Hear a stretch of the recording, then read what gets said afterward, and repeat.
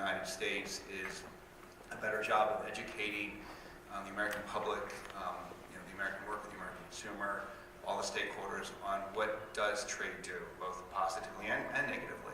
And that's really central to the mission of WIDA here, which is to educate folks on trade. Ken mentioned we're going to be doing the Next Gen Trade Initiative. We've already started that to really kind of plot out where we're going to go in trade over the next generation.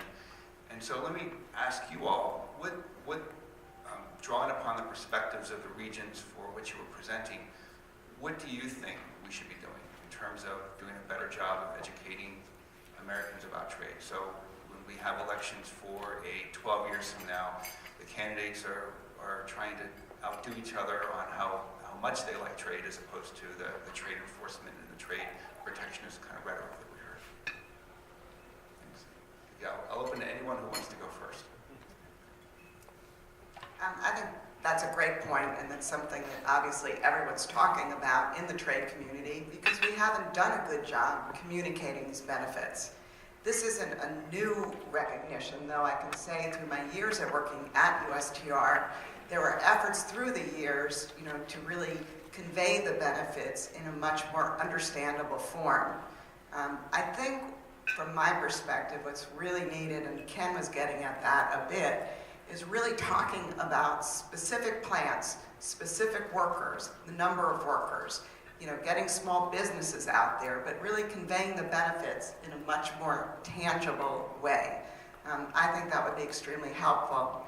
I also think that the time is coming for, the global trading system partners to kind of get together and to talk about this whole issue of globalization, share experiences, share information on adjustment programs that they're putting into effect that work, that don't work. But I think that whole social safety net issue really needs to be focused on.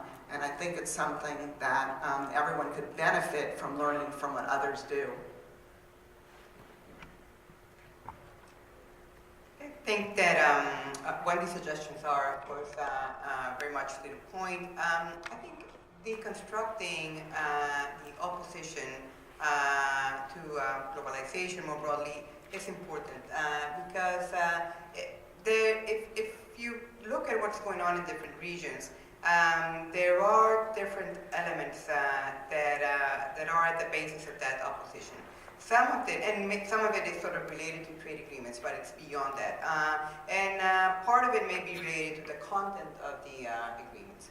Part of it is more related to the perceived implications of the agreements, the distributional impact of the agreement. Part of it may be just vested interest. Part of it may be concerned about the transition maybe from north to south, or from west to east.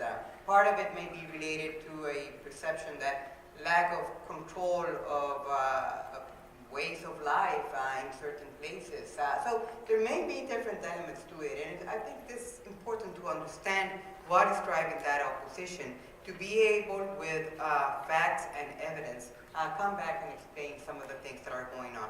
And there's one particular aspect which I think it merits a lot of discussion, and I believe it is being discussed, which is also what is the role of technology in changing manufacturing landscape? Because part of the effects that are attributed to trade in the public discourse are more related to technology. So this is an important conversation to be had. And finally, I believe that it's very hard for trade to carry all the weight of the burden of economic and social policies. That it's not possible.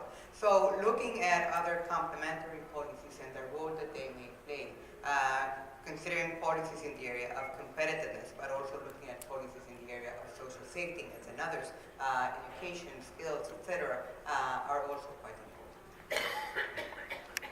Just very briefly, just compliment a little bit. I think that what Wendy was getting at is very important, is the fact that the trade community, first of all, we cannot be shy about getting out there and talking positively about trade.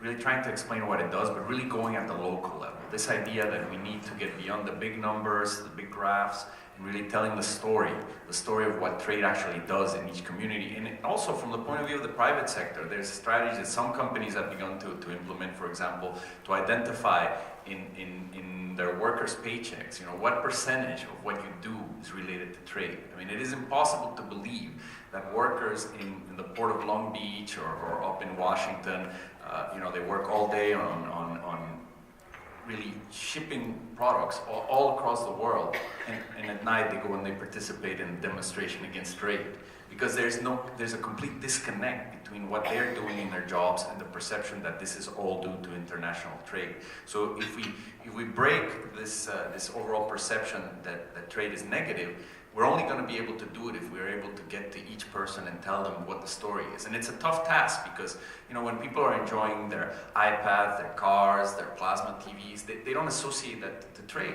But when a community loses 10 or 100 jobs, there's a quick desire to try to find the culprit. And it's hard to say, well, the country you lost your job to is productivity, it's called technology, it's called, in many instances, it's things that are intangible.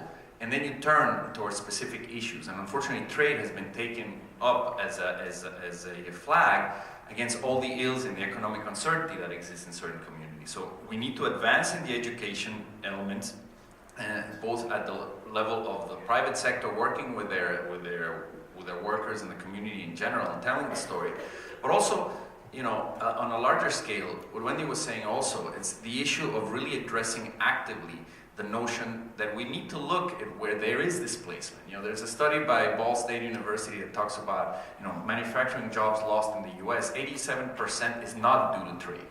But then let's look at that the other way around. Maybe 13% is. And what does that mean in terms of the dislocation, and what can we do, what type of social safety nets, and a complete rethinking of what it means to really retrain workers. It's not just a question of giving you a payment because you lost your job, it's perhaps preparing you to transit into a new job of the 21st century economy. So that involves a lot of analysis, but I think it can be done.